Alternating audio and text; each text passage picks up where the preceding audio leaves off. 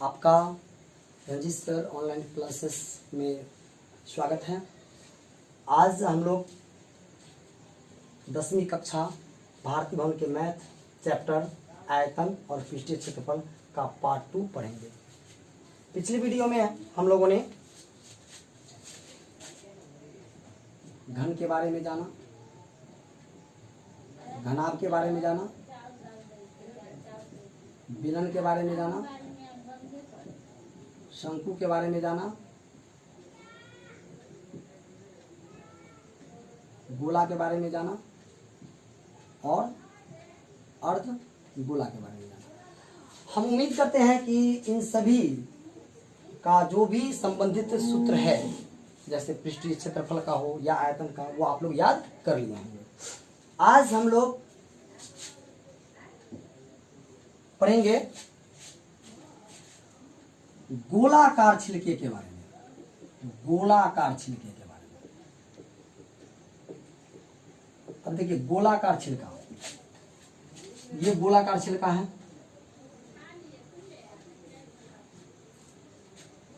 स्पष्ट है कि इसके ठीक बीच में केंद्र होगा।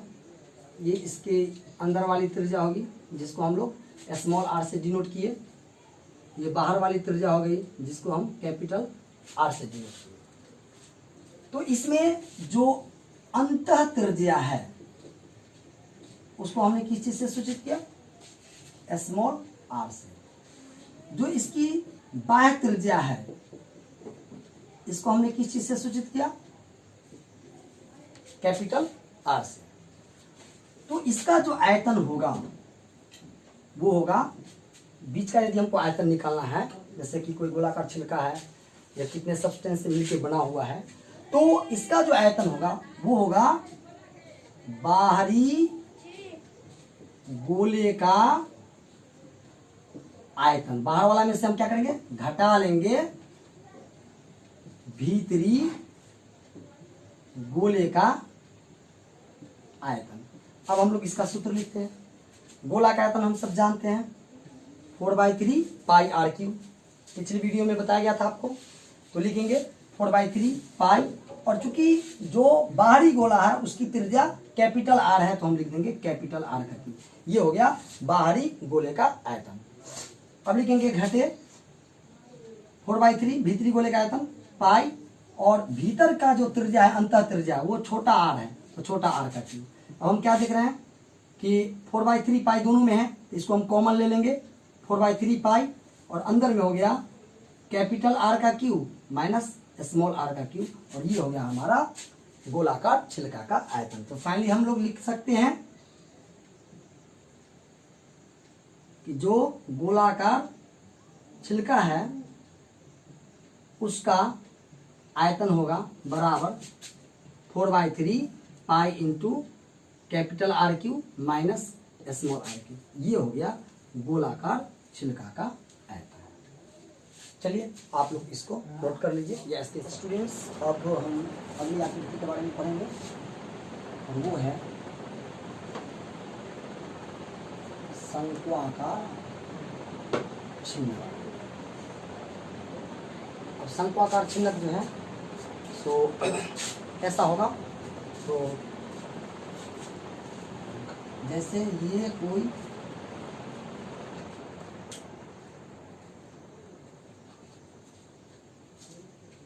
शंकु है,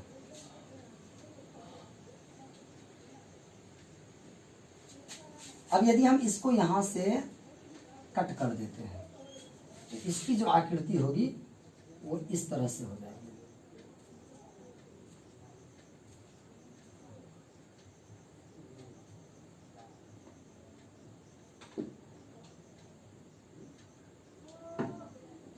और यही कहलाता है शंक्वाकार छिन्नक। आपने ऐसी आकृति देखी होगी, इसको बिल्कुल ऐसे सीधा कर देंगे तो क्या हो जाएगा जी? ये बाल्टी हो जाएगा। तो जो बाल्टी होता है वह शंक्वाकार छिन्नक के आकार का ही होता है। अब हम देखते हैं कि इस आकृति में दो वृत्त है, एक वृत्त ऊपर है और एक वृत्त नीचे है।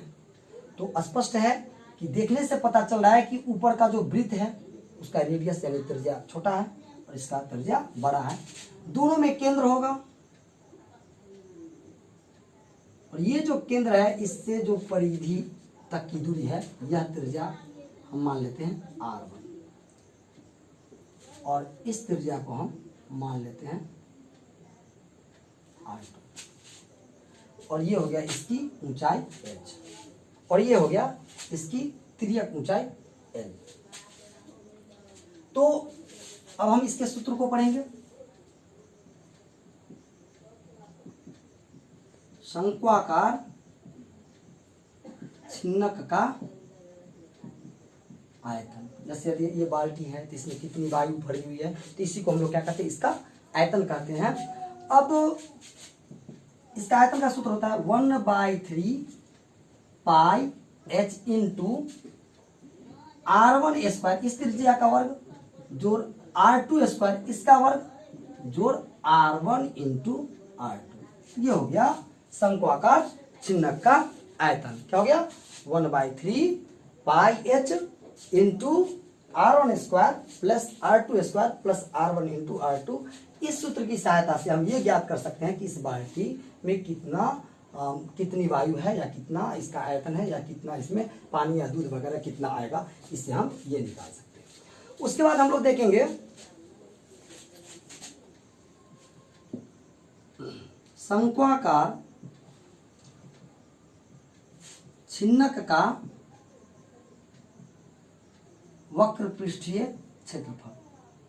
अब इसको समझिए, वक्र पृष्ठ अर्थात हम ऊपर वाला आधार छोड़ देंगे और नीचे वाला आधार को छोड़ देंगे, तो इसका वक्र पृष्ठ क्षेत्रफल होता है पाई, वैसे शंकु का होता है पाई R1, चूंकि यहाँ पर अलग अलग रेडियस है तो लिखेंगे पाई R1 plus R2 into L.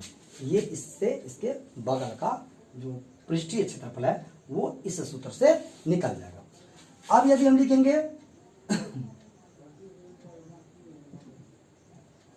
शंक्वाकार छिन्नक का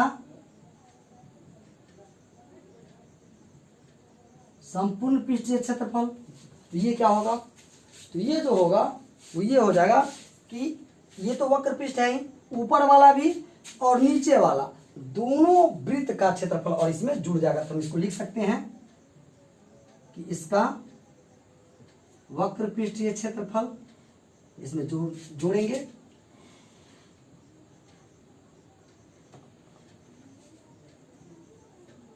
नीचे के आधार का क्षेत्रफल अर्थात वृत्त का क्षेत्रफल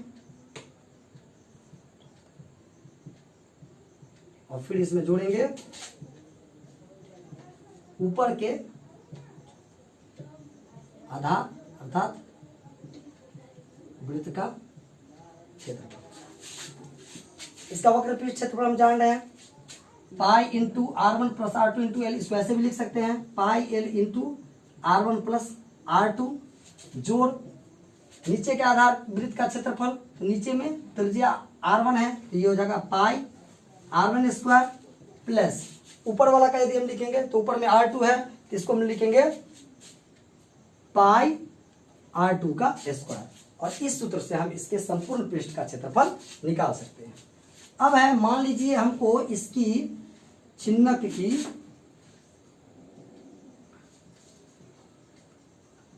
तिर्यक ऊंचाई निकालना है। तिर्यक ऊंचाई हम L कैसे निकालेंगे, तो उसके लिए जो इसका सूत्र होता है वो होता है root under h square plus R1 minus R2 का स्क्वायर, और इस सूत्र की सहायता से हम इसका शंकु का जो है वो तिर्यक ऊंचाई शंक्वाकार छिन्नक का तिर्यक ऊंचाई निकाल सकते हैं। और इस तरह से आयतन और पृष्ठीय क्षेत्रफल से संबंधित जितने भी फॉर्मूला थे सभी हमारा यहीं पर समाप्त होता है, और उसमें हम लोगों ने पढ़ लिया सारी चीज़ों को। अब हम आपसे उम्मीद करते हैं कि आप इसको याद कर लेंगे। फिलहाल आप इसका स्क्रीनशॉट ले लें। अब स्टूडेंट्स, अब आयतन और पृष्ठीय क्षेत्रफल से संबंधित जब हमने सभी आकृतियों के से संबंधित सूत्रों का अध्ययन कर लिया है, हम आशा नहीं मुझे पूर्ण विश्वास भी है, उम्मीद करते हैं कि आप लोग उसको याद कर लीजिएगा। अब क्या है कि आपके पाठ के अंतर्गत विभिन्न प्रकार की आकृतियों को संयोजित किया जाएगा, जोड़ा जाएगा, और तब जाकर के आपको कहेगा कि आप इसका आयतन निकालो, इसका पृष्ठीय क्षेत्रफल निकालो। तो ऐसी कुछ आकृतियों को हमने यहाँ पे ड्रॉ किया है और हम आपको समझाने का प्रयास करेंगे कि किस तरह से इसी आकृतियों का हम पृष्ठीय क्षेत्रफल ज्ञात करेंगे।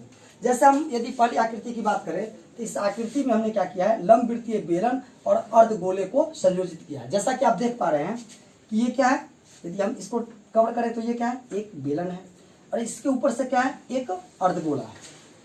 अब जरा गौर से इसको देखिए तो आप पाइएगा कि इसका और इसका एक पृष्ठ ढक गया है।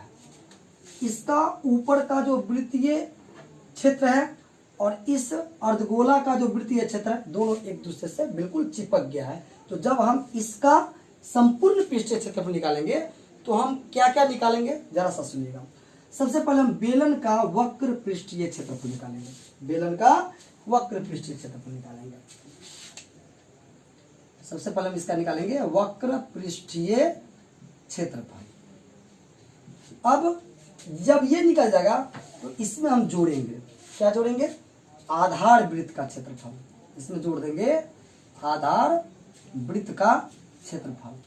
और क्या इसमें जोड़ेंगे जी, तो इसमें जोड़ देंगे जो अर्धगोला है उसका वक्र पृष्ठीय क्षेत्रफल। अर्धगोले का वक्र पृष्ठीय क्षेत्रफल।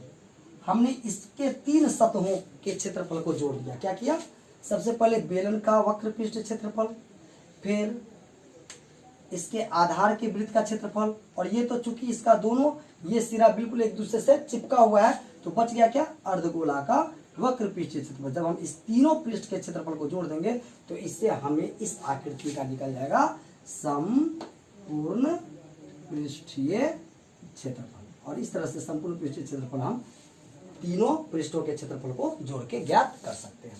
अब हम एक दूसरी आकृति में आए। इस आकृति को देखिए, इसमें क्या है जी, तो एक शंकु जो है वह एक अर्धगोला पर अध्यारोपित है। जब हम लोग पाठ में चलेंगे तो इस तरह के बहुत सारे प्रश्नों को बनाने के लिए दिया जाएगा, तो अभी अच्छे से इसको समझ लीजिए। जब ऐसी आकृति, जिस आकृति में एक अर्धगोला के ऊपर एक शंकु अध्यारोपित है, रखा हुआ है, और इस प्रकार का कोई खिलौना है या इस प्रकार की कोई आकृति है जिसका कि संपूर्ण पृष्ठीय क्षेत्रफल निकालने के लिए यदि कहा जाएगा तो हम क्या करेंगे वो देख लीजिए। जिस तरह से हमने बताया कि इसका ये सिरा और इसका ये सिरा एक दूसरे से बिल्कुल चिपका हुआ है, उसी तरह से अर्धगोला का जो ये वृत्तीय सिरा है और शंकु का जो अर्धवृत्त है, ये बिल्कुल दोनों एक दूसरे से चिपका हुआ है। तो इसको हम छोड़ देंगे और हम क्या करेंगे, सबसे पहले तो हम इस अर्धगोला का वक्र पृष्ठीय क्षेत्रफल निकालेंगे। हम निकालेंगे अर्धगोले का वक्र पृष्ठीय क्षेत्रफल, इससे ये निकल जाएगा। अब इसमें हम जोड़ देंगे ऊपर का ये जो शंकु आकार भाग है, यानी कि शंकु है, इसका वक्र पृष्ठीय क्षेत्रफल। इसमें जोड़ देंगे शंकु का वक्र पृष्ठीय क्षेत्रफल, और इस तरह से इस दोनों को जोड़ करके हम निकाल लेंगे इस खिलौने का संपूर्ण पृष्ठीय क्षेत्रफल। चलिए हम तीसरी आकृति में आते। तो यहां हम क्या देखते हैं कि यहां एक घनाभ के ऊपर एक बेलन रखा हुआ है। अब यदि इसका संपूर्ण पृष्ठीय क्षेत्रफल निकालने के लिए कहेगा तो जरा सा देखेंगे यहां पर कि ये जो नीचे का घनाभाकार आकृति है, इसका इतना हिस्सा ढक चुका है। तो जब इसका संपूर्ण पृष्ठीय क्षेत्रफल निकालेंगे तो उसमें से ये इतना हिस्सा हम हटा देंगे, यानी कि घटा देंगे, और फिर इस बेलन का भी जो ये हिस्सा है इसको हटा देंगे और बाकी को जोड़ देंगे। तो इससे इस आकृति का भी संपूर्ण पृष्ठीय क्षेत्रफल निकल जाएगा। हम क्या करेंगे, सबसे पहले निकालेंगे घनाभ का संपूर्ण पृष्ठीय क्षेत्रफल, ठीक है, और इसमें घटा देंगे, जोड़ेंगे नहीं, घटा देंगे किसका, बेलन के आधार वृत्त का क्षेत्रफल, ये घटा देंगे। अब देख लीजिए, ये हो गया संपूर्ण पृष्ठीय क्षेत्रफल घनाभ का, इतना हिस्सा इसका घट गया। अब क्या बचा है, बेलन का वक्र। अब इसको जोड़ेंगे, बेलन का वक्र पृष्ठीय क्षेत्रफल। अब देखिए इसमें से ये घटा लिए, बाकी हिस्सा बचा हुआ है, और ये निकालिए, अब एक और बचा हुआ है, इसको जोड़ देंगे। जोड़ बेलन का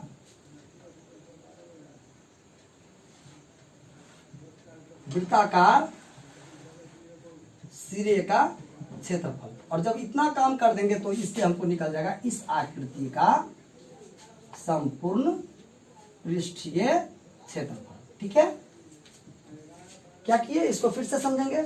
हम घनाभ का संपूर्ण पृष्ठीय क्षेत्रफल निकालेंगे, और चूंकि यह बेलन इसके ऊपर से रख दिया तो इसका जो वृत्ताकार हिस्सा इतना ढक गया, इसको हम घटा देंगे। घटे बेलन का आधार वृत्त का क्षेत्रफल। फिर ये बगल का हिस्सा है तो इसको बोलते हैं बेलन का वक्र पृष्ठीय क्षेत्रफल। इसको फिर जोड़ेंगे, और फिर ऊपर से एक और वृत्ताकार सिरा हमारे पास बचा हुआ है तो इसको लिख देंगे बेलन का वृत्ताकार सिरे का क्षेत्रफल। और इस तरह से इसका संपूर्ण पृष्ठीय क्षेत्रफल निकल जाएगा। अब हम आते हैं चौथी आकृति में। यहाँ पर एक बेलन पर एक शंकु अध्यारोपित है। जब इसका निकालना होगा तो हम क्या करेंगे जी, सबसे पहले लिख लेंगे बेलन का वक्र पृष्ठीय क्षेत्रफल। इससे क्या निकल जाएगा, ये इसमें जोड़ देंगे बेलन के आधार वृत्त का क्षेत्रफल। ठीक है, और जब ये जुड़ गया ये तो बचा हुआ क्या, ये शंकु का वक्र पृष्ठीय क्षेत्रफल। फिर इसमें जोड़ देंगे जोड़ शंकु का वक्र पृष्ठीय क्षेत्रफल।